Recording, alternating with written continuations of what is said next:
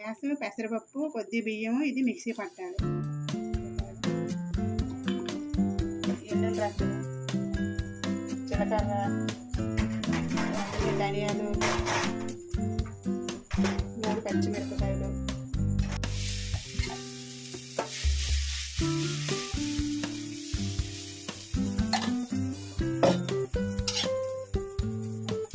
కొద్ది చింతపండు రసం, తయారు చేసుకున్న మసాలా,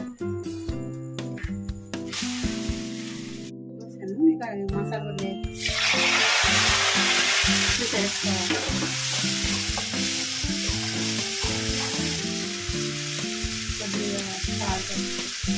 కొద్ది సాల్ట్, పసుపు,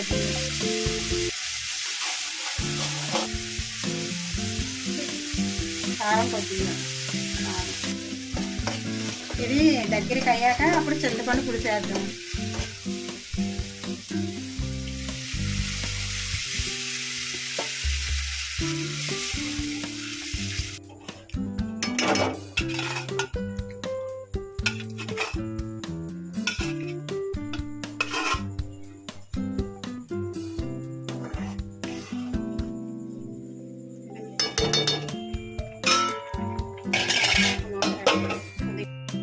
దగ్గర